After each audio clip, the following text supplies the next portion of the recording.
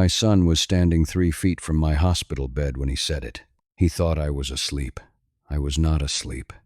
I had not been asleep for the better part of 2 days, which is a thing that happens when you are 67 years old and you have spent 30 years in a profession that trains you to remain still and appear unconscious while taking in everything around you. It is a skill. Like most skills, you do not lose it simply because you have retired.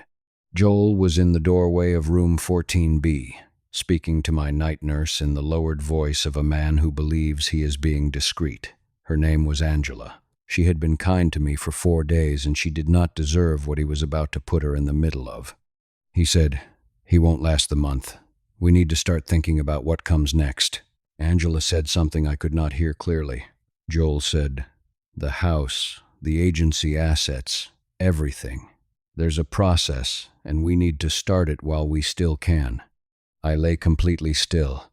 My breathing did not change. My hands did not move. 30 years of surveillance work teaches you that the moment you react is the moment the information stops. What Joel did not know, standing in that doorway at 11:15 on a Tuesday night, was 2 things. First, that I was awake. Second, that the small device on the table beside my water glass was not a digital clock. I had placed it there myself on the morning of my second day in that room. This is the story of what happens when a son forgets who taught him everything he knows about gathering evidence. My name is Scott Hart. I am 67 years old. I was born in Buffalo, New York, the son of a police detective who believed that the truth was always present at a scene and that the only question was whether you were patient enough to find it. My father spent 31 years on the force, and he retired with the particular satisfaction of a man who had spent his life doing work that meant something, and who had never once confused the job with the badge. I did not become a police officer. I became something adjacent, which my father considered a reasonable compromise and which my mother considered a source of ongoing anxiety. At 26, after 4 years working investigations for an insurance firm in Buffalo, I founded Hart Investigative Services in Rochester, New York. We specialized in corporate fraud, asset tracing, and the particular category of work that large companies need done when they suspect someone inside the organization is stealing from them, and they need evidence that will hold up in court. Over 30 years, I built the agency from a 2-person operation in a rented office above a copy shop on Monroe Avenue into a firm with 18 investigators, 2 forensic accountants, and a client list that included 3 Fortune 500 companies, 2 regional banks, and a university system that had retained us annually for 11 consecutive years. We were not a glamorous operation. We were a thorough one. In 30 years of work, I had never once lost a case to an evidence problem because I had never once cut a corner on documentation. I sold the agency 4 years ago to a larger regional security firm. What is relevant is that the sale generated enough to retire comfortably, to maintain the house in Pittsford where my wife Carol and I had lived for 22 years, and to leave a meaningful estate for my children. Carol passed 18 months ago. Breast cancer. A second occurrence after 11 years of remission, which is the particular cruelty of that disease. We had beaten it once, and we believed, in the way that people believe things they need to believe in order to continue functioning, that we had beaten it for good. We had not. She was 63. We had been married for 38 years, and she was the only person I had ever met who was less impressed by my work than I was, which is to say she had a completely accurate understanding of what the job actually was, and loved me in spite of it rather than because of it. After Carol passed, I continued living in the Pittsford house. There was no practical reason to stay. The house was large for one person, the maintenance was considerable, and several people, including my daughter Anne, who lived in Rochester, and my son Joel, who lived in Albany, had suggested in various ways and with varying degrees of subtlety that I consider something smaller and easier to manage. I had considered it and declined. The house was where Carol had lived for 22 years.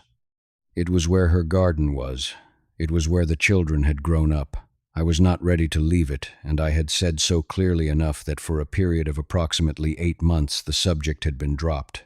Then I went into the hospital, and Joel apparently decided the timeline had changed. Joel is 38 years old.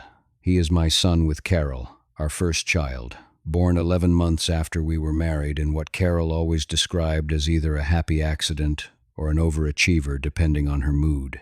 He grew up in Pittsford, went to Syracuse for business, spent 4 years at a financial services firm in New York City, and moved to Albany 6 years ago when he and his wife Dana bought a house and decided they wanted to raise their children somewhere with more space and less noise.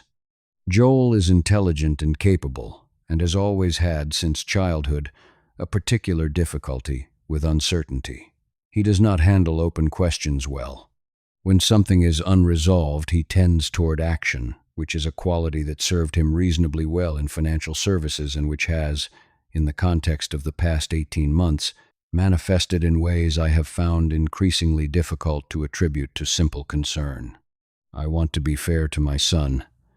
In the months after Carol passed, he was present and attentive in the ways that matter.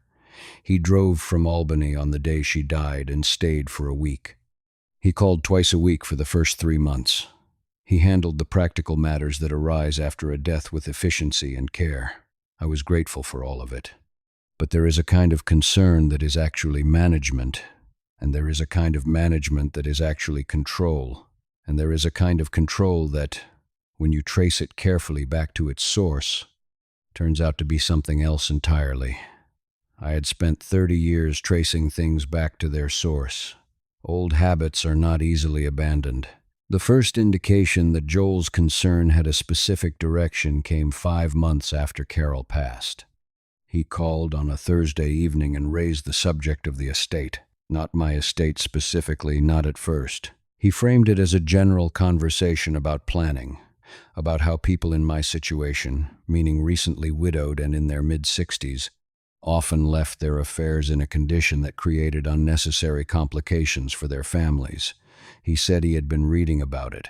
He said he had spoken to a financial advisor. He said that given the size of the Pittsford property and the proceeds from the agency sale, it made sense to think carefully about structure. I said I had a will, and that Trevor Marsh, who had been my attorney for 14 years, had reviewed it after Carol's death and confirmed it was in order. Joel said, "Dad, wills are fine, but there are better structures.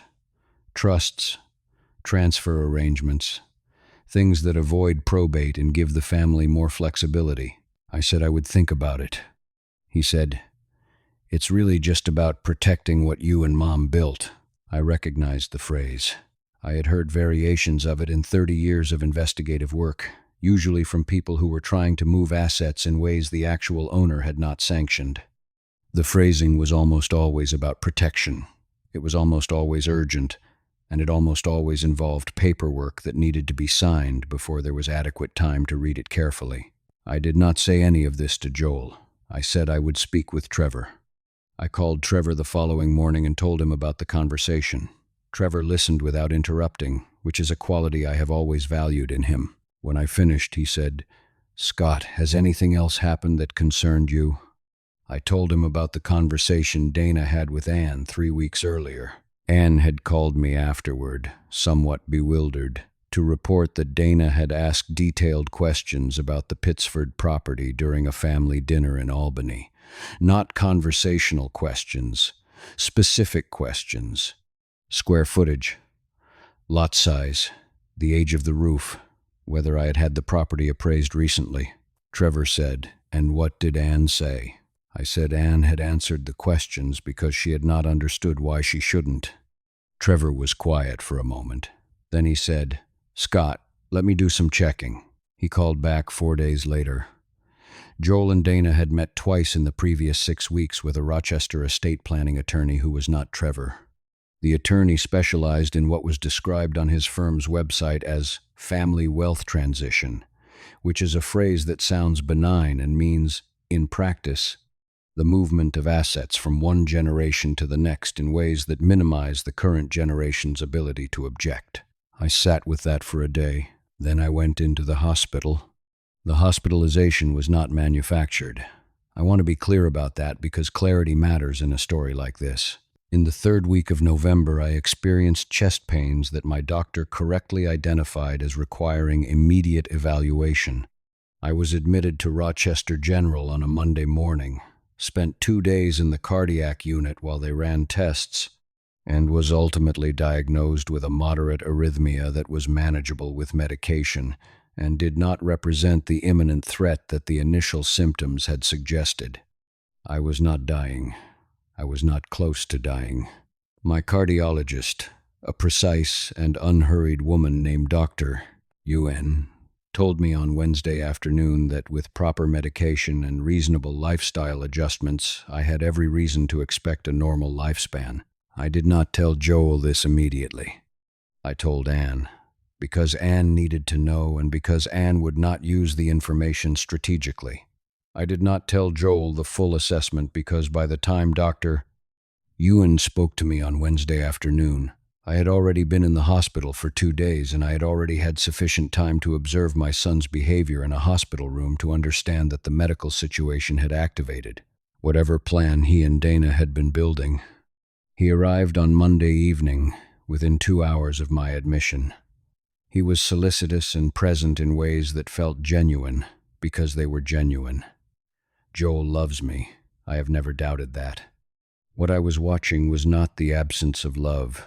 It was love coexisting with something else, something that the hospital setting had apparently convinced him was now permissible. On Tuesday morning, I had watched him step into the hallway and make 2 phone calls. I could not hear the calls from my bed. I noted the time, the duration, and the fact that he had positioned himself with his back to my room's window, which is what people do when they are talking about the person inside. On Tuesday afternoon, Dana arrived. She was warm and brought flowers and sat for 2 hours asking about my comfort and my care and the medication they had given me. She also asked, in what she presented as a passing comment, whether I had thought about updating my power of attorney now that Carol was gone. I said I had a durable power of attorney already in place. She said, "Is it current? Sometimes those need to be refreshed." I said Trevor had reviewed it. She said, "It might be worth having someone take a fresh look." I said I appreciated her thinking of me. On Tuesday evening, after Dana had left and Anne had come and gone and the room had settled into the particular quiet of a hospital at night, I called Trevor from my cell phone. I told him what Dana had said. I told him what I had observed. I told him that I believed the hospitalization had accelerated a timeline that had been building for months. Trevor said, "Scott, what do you want to do?" I said, "I want to document everything from this point forward. Everything said in this room, everything said in that hallway, everything." A pause. Trevor said, "I can be there tomorrow morning." I said, "Bring the equipment." He said, "You still have your license." I said, "It never expires in New York. Retired investigators retain their documentation authority." Trevor arrived on Wednesday morning at 7:30. Before Joel, before Dana, before anyone. He spent 40 minutes with me. When he left, the device on my bedside table was in place and I knew exactly how to operate it because I had operated identical devices hundreds of times over 30 years. I was ready. That night, Joel said what he said to Angela in the doorway of room 14B. "I want to tell you what was on the recording because the specific contents matter and because I spent 30 years understanding that general accusations accomplish nothing while specific documentation accomplishes everything." The recording from Tuesday night contained Joel's comment to Angela about not lasting the month and the need to start the process regarding the house and agency assets. That was 11 seconds of audio, and it was clear. The recording from Wednesday contained a phone call Joel made from inside my room while I appeared to be sleeping. He spoke for 6 minutes. He called the Rochester estate planning attorney, a man named Garrett, and he described my condition in terms that were substantially more dire than anything Dr. Yuen had told him. He said I was not going to be capable of making sound decisions much longer and that they needed to move on the transfer documents before I was discharged. Garrett said something I could not fully make out. Joel said, "Trevor doesn't need to know about this. Dad trusts him too much. We go around Trevor." That sentence. We go around Trevor. The recording from Thursday contained a conversation between Joel and Dana, in which Dana described a specific document, a power of attorney amendment that Garrett had prepared, which they planned to present to me for signature before my discharge. Dana said, "He's on medication and he's scared. This is the best window we're going to have." I lay in that bed and I listened to my son and my daughter-in-law discuss my fear as a strategic asset. I have been in difficult situations. I have documented fraud, infidelity, embezzlement, and worse, over 30 years of investigative work. I have sat across from people who had done genuinely terrible things, and I have maintained the professional composure that the work required. Lying in that hospital bed listening to that conversation was the hardest thing I have done in my life. I did not move. I did not react. My breathing did not change. I lay there in the dark for a long time after Joel and Dana's voices had faded down the corridor. The room was quiet except for the particular sounds of a hospital at night, the soft pulse of the monitor beside me, the distant murmur of the nurse's station, the occasional footstep in the hall. I have spent a great deal of my professional life in quiet observation, and I have always found that the dark hours after a significant development are useful for clarity. The emotion comes later. In the immediate aftermath of something important, if you have trained yourself correctly, there is only analysis. What I understood by 2 a.m. was the following. Joel and Dana had a document prepared. They had an attorney engaged who did not know me. They had a timeline that was tied to my discharge date. And they believed, because I had not corrected that belief, that I was frightened and medicated and unlikely to be operating at full capacity. They were correct about the medication. They were incorrect about everything else. On Friday morning, Dr. Ewan told me I could be discharged on Saturday. I called Trevor from the hospital bathroom at 6 a.m. on Friday and told him what was on the recordings and what I needed him to do. On Saturday morning, Joel arrived at 9 o'clock to help with my discharge.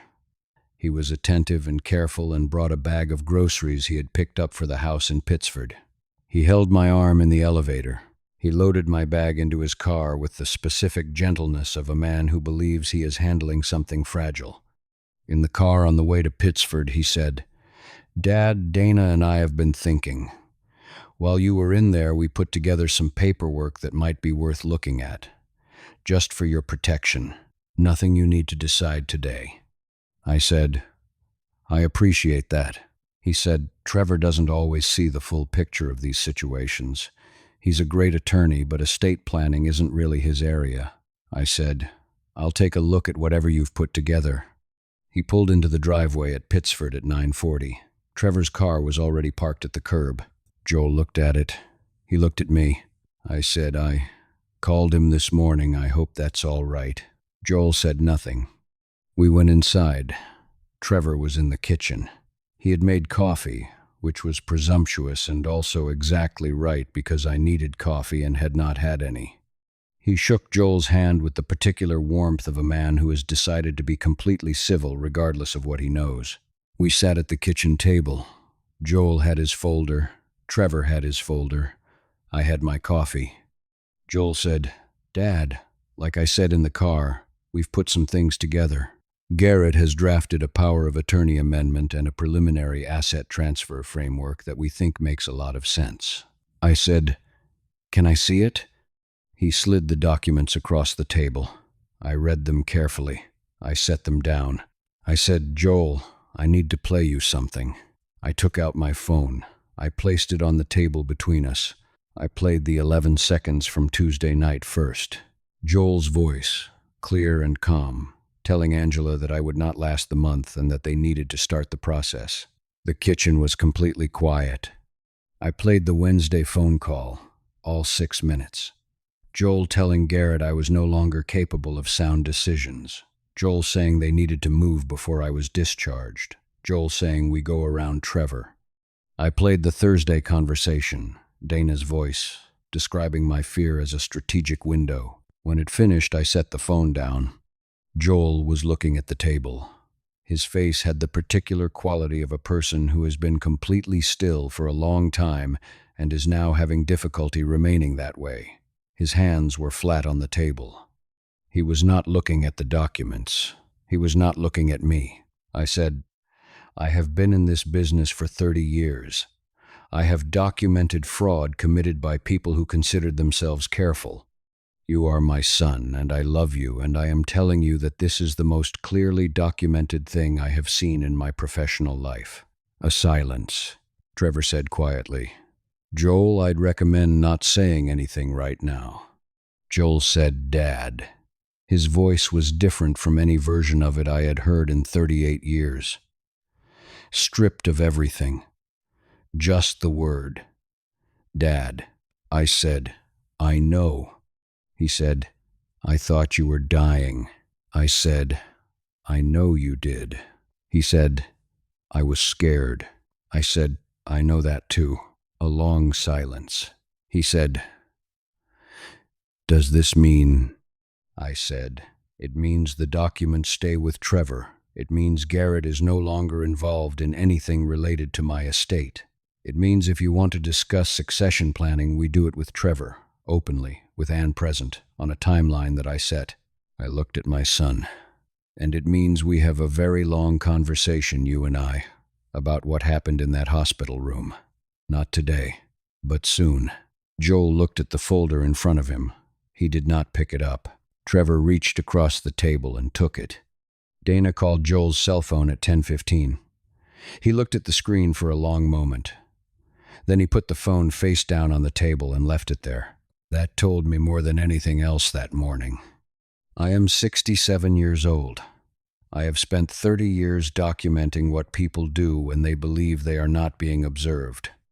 I have learned things from that work that I did not always want to know, about human nature, about the gap between what people present and what they intend, about the particular damage that fear can do to the choices a person makes. What I observed in that hospital room was fear. Joel's fear was real. He had watched his mother die 18 months earlier, and he had sat in that hospital waiting room for 2 days believing that he was about to watch his father follow her. Fear does things to people. It does not excuse what he did, but it explains the shape of it in ways that plain greed does not. What I did not expect was the loneliness of lying in that bed and listening. 30 years of professional distance had not prepared me for the specific experience of hearing my own son discuss my death as a scheduling problem. That is not something a career in investigation equips you for. That is something you simply have to survive. Joel and I have spoken 4 times since that morning. The conversations have been difficult in the way that necessary things are difficult. He has not excused what he did. He has explained it, which is different, and which I respect more than excuse. Dana has not been part of these conversations. I do not know what is happening in their marriage, and I have decided that is not my concern. The Pittsford house is still mine. Carol's garden came back this spring, which it does every year, which is the one reliable miracle of a well-tended garden. Anne came for 2 weekends in April, and we planted the dahlias that Carol had always planned to add along the north fence and never got around to. Trevor updated my estate documents in January. Everything is structured clearly, transparently, and in writing that leaves no ambiguity about intent or process. Both Joel and Anne have copies. That is the point. I keep the recordings, not because I intend to use them, because 30 years of this work taught me that documentation is not aggression. It is simply the evidence that things happened the way they happened, that the truth was present at the scene, and that someone was patient enough to find it. My father would have understood that. If you are a person lying in a hospital bed, and the people around you have begun to speak about your future as though you are already gone, I want you to hear this clearly. You are not gone. Your mind is still yours. Your decisions are still yours. And the fact that someone believes your fear makes you manageable is information, not a verdict. Act on the information. Tell me in the comments, has someone ever mistaken your vulnerability for an opportunity? I want to hear from you.